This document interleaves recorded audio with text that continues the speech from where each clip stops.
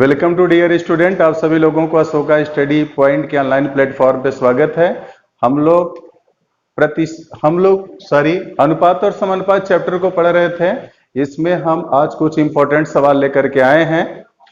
चलिए आइए देखते हैं क्या क्वेश्चन है। पहला क्वेश्चन अगर देखें तो ये दिया है ए संबंधी बी बराबर 1/2 संबंधी 1/3, बी संबंधी सी बराबर 1/5 संबंधी 1/3। तो ए प्लस बी संबंधी बी प्लस सी की वैल्यू हमें फाइंड करनी है।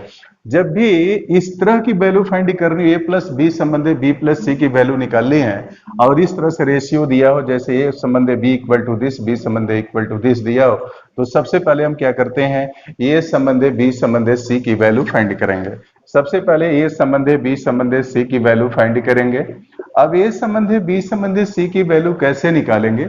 यहां से अगर ए संबंधी बी की वैल्यू निकालें, जैसा कि मैं आपको बताया था, जब भी हम अनुपात को सिंप्लीफाई करते हैं या अब यदि कोई अनुपात अगर फ्रैक्शन में दिया है तो उसको जब हम सिंप्लीफाई करते हैं, जैसे एडिशन और सब्ट्रैक्शन को जब हम सिंप्लीफाई करते हैं तो हम करते क्या है, अगर वो फ्रैक्शन में है तो सबसे पहले डिनोमिनेटर को क्या करते हैं, इक्वल करते हैं। उसी तरीके से रेशियो अनुपात में भी हम क्या करते हैं, डिनोमिनेटर को इक्वल करते हैं। मतलब इक्वल करने के लिए क्या करते हैं, एलसीएम लेते हैं। एडिशन और सब्ट्रैक्शन करने के लिए हम लोग यही किया करते थे, लेकिन यहां पर हम क्या करेंगे, जैसे तरीका ये लेंगे, अगर मान लीजिए जो डिनोमिनेटर दिया है, जैसे यहाँ 2 और 3 दिया है, अगर इसमें एक कॉमन है, जैसा कि देख रहे हैं 2 और 3 में कॉमन क्या है, एक है, तो ऐसे केसेस में क्या करते हैं, तुरंत क्रॉस मल्टीप्लाई कर देंगे। 3 एक कम क्या हो गया, 3, और 2 एक कम 2 हो गया। मतलब ये संबंधी v की वैल्यू हमने कितना निकाल लिया, 3 संबंधी क्या आ गया, 2 आ गया।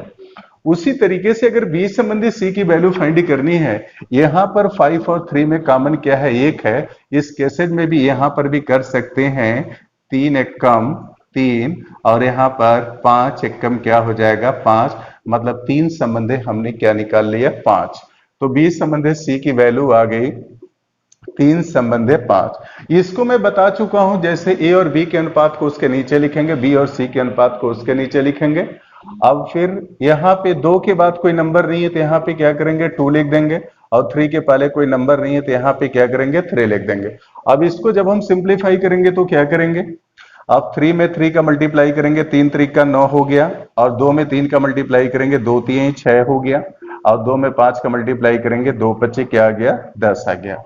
अब यह क्या है, जो 9:6:10 है, इसको इससे छोटा नहीं किया जा सकता, क्योंकि 9 क्या है, 3 का मल्टीपल है, और यहाँ ये जो 10 है 3 से क्या होगा, डिवाइड नहीं होगा। इसीलिए यह हमारा पूरा क्या है, सिंपलेस्ट फॉर्म में है। अब आपसे पूछा जा रहा है कि ए प्लस बी संबंधी बी प्लस सी की वैल्यू आपको फाइंड करना है। यहाँ पर ए का भाग क्या आ गया, 9 आ गया, बी का भाग 6 है, और सी का भाग क्या आ गया, 10 आ गया। अब ए प्लस बी की बात किया जा रहा है, अगर ए और बी के भाग को जोड़ दें तो 9 और 6 कितना हो गया, 15 यूनिट हो गया। और बी और सी की बात की जा रही है, इनको ऐड करेंगे तो क्या मिलेगा, 10 + 6 करेंगे क्या मिलेगा, 16 मिलेगा। अब ए प्लस बी संबंधी बी प्लस सी, इसी की वैल्यू हमें निकालना था। ए प्लस बी और बी प्लस सी का रेशियो हमें फाइंड करना था, तो रेशियो हमने क्या निकाला, 15:16 क्या आ गया, 16 आ गया। अब हम नेक्स्ट क्वेश्चन को लेते हैं। नेक्स्ट क्वेश्चन क्या दिया है, नेक्स्ट क्वेश्चन ये कहा जा रहा है, यदि ए बी सी की कुल आय जो है 6060 रुपए है, ए बी और सी का खर्च क्रमशः ए बी सी का खर्च क्रमशः 80%, 85% और 75% है, और उनकी बचत का अनुपात क्या दिया है, 5:6:9 है, तो ए की हमें आय फाइंड करना है। यहां पे हमें क्या निकालना है, ए की आय निकालना है। अब ए की आय हम कैसे फाइंड करेंगे, आप देखेंगे ए की आय अगर हमें निकालना है तो कैसे निकालेंगे। आपको क्या दिया है, यहाँ टोटल इनकम दिया है, टोटल इनकम दिया है।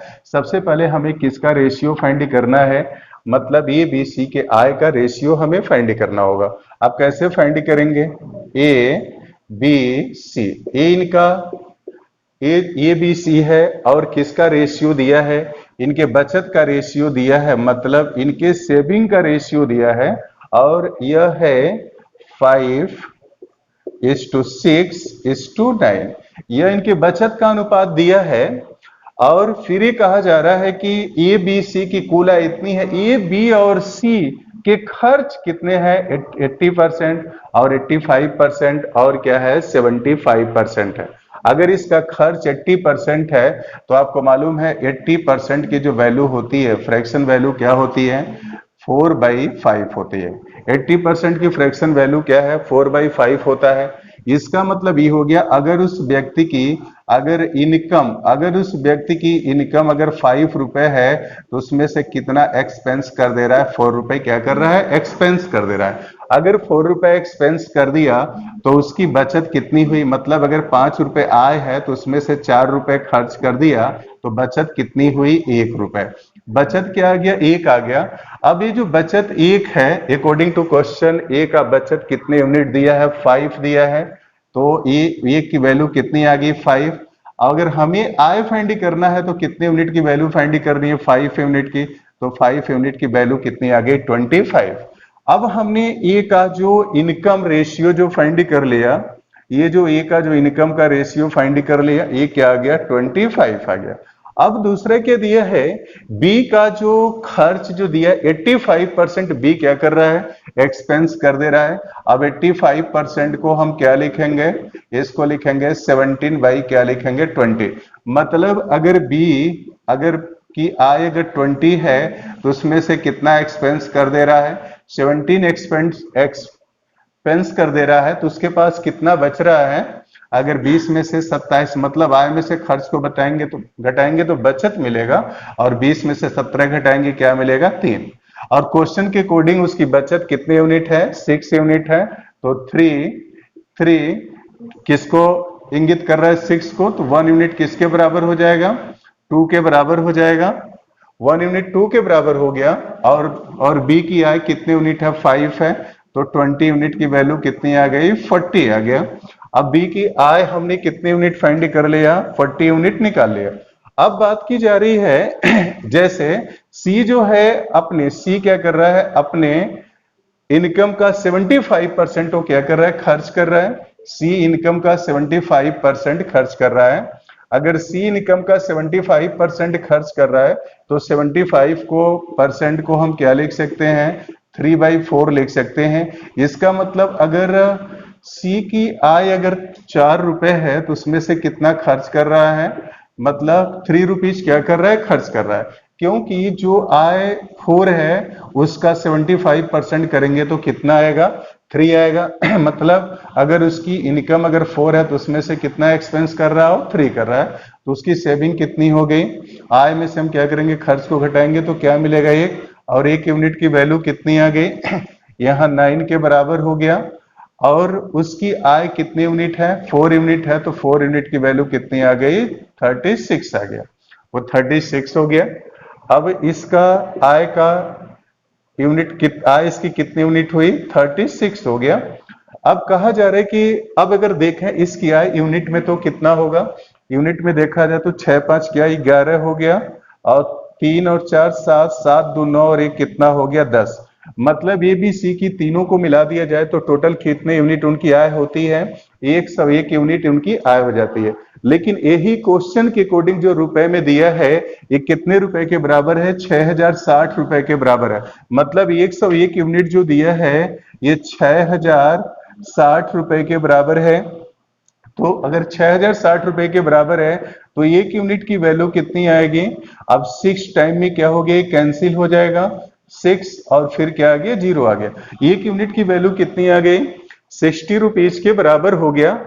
आपसे पूछा जा रहा है इसमें ए की आय क्या है, आपको ए की आय पूछा जा रहा है। और ए की आय कितनी यूनिट हमने निकाला है, ए की आय 25 यूनिट है। तो 25 यूनिट की वैल्यू कितनी आ गई, 150 के बराबर हो गया। 25 छके कितना हो गया, 150 हो गया।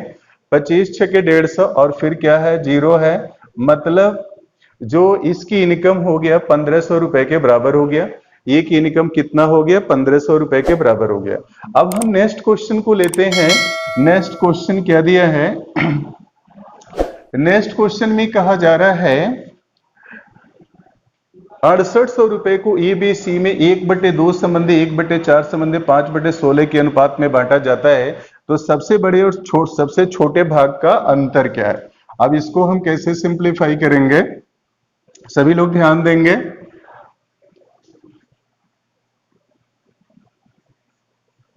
यहाँ ए बी सी का जो रेशियो दिया है 1/2:1/4 और क्या दिया है 5/16 दिया है।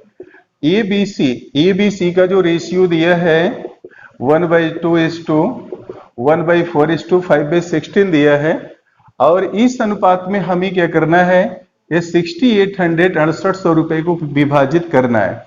सबसे पहले तो हम क्या करेंगे, इस अनुपात को सिंप्लीफाई करेंगे। सिंप्लीफाई करने का तरीका क्या होगा, हम करते क्या है, जो डिनोमिनेटर है उस डिनोमिनेटर का एलसीएम फाइंड कर लेंगे, जो भी एलसीएम आएगा उसका फिर इनमें मल्टीप्लाई कर देंगे।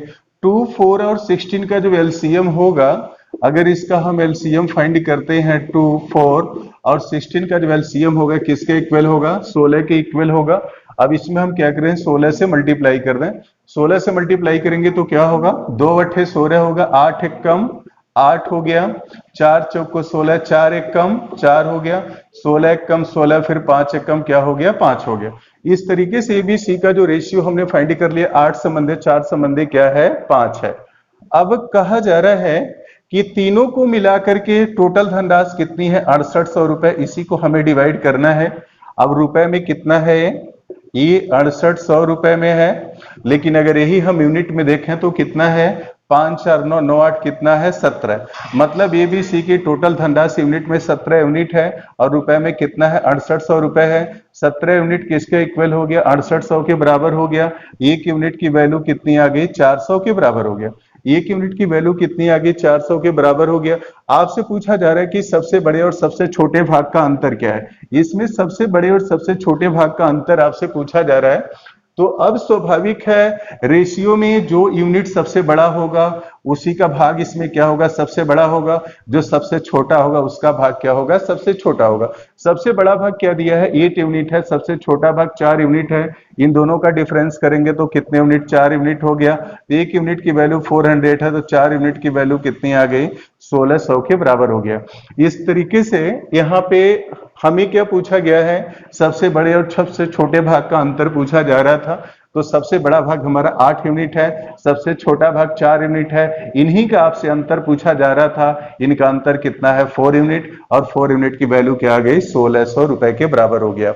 मतलब जब 6800 को हम डिवाइड करेंगे तो जो सबसे बड़ा भाग किसका है, ए है, और सबसे छोटा भाग बी का है। तो ए और बी के हिस्से का अंतर कितना हो गया, ही आपसे पूछा जा रहा है।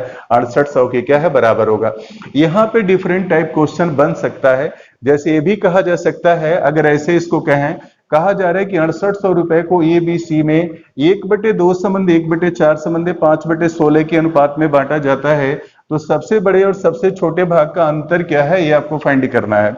अंतर क्या है, ये तो पहला क्वेश्चन बन गया, सबसे बड़े और सबसे छोटे भाग का अंतर क्या है। दूसरा क्वेश्चन बन सकता है सबसे बड़ा भाग क्या है। तीसरा क्वेश्चन बन सकता है सबसे छोटा भाग क्या है। चौथा क्वेश्चन बन सकता है कि सभी भाग 6800 में सभी भाग अलग अलग क्या है। यह भी क्वेश्चन बन सकता था कि यहाँ पर दूसरे और तीसरे भाग का कुल योगफल कितना है। इस तरीके से डिफरेंट टाइप ऑफ क्वेश्चन यहाँ पर बन सकते थे। अब हम नेक्स्ट क्वेश्चन यहाँ लेते हैं। नेक्स्ट क्वेश्चन हमारे क्या दिया है, नेक्स्ट क्वेश्चन की बात करें तो नेक्स्ट क्वेश्चन ये दिया है, यदि x cube minus y cube is to x square plus x y plus y square is to 5:1 है, और फिर दिया है x square minus y square is to x minus y equal to 7:1 है। आपको फाइंड करना है एक 2x संबंधित 3y ये किसके बराबर होगा, ये हमें निकालना है। अब इसकी वैल्यू हम कैसे फाइंड करेंगे, अब यह ध्यान देंगे कैसे इसकी वैल्यू हम निकालते हैं। कंसंट्रेट होकर के देखेंगे, x cube minus y cube संबंधित इसके बराबर है। अब एक्स क्यू और वाई क्यू को अगर हम सिंप्लीफाई करेंगे तो आपको मालूम है x cube minus y cube होता क्या है। आप पढ़े होंगे x cube minus y cube बराबर एक्स माइनस वाई होता है, फिर x square plus x y plus y square.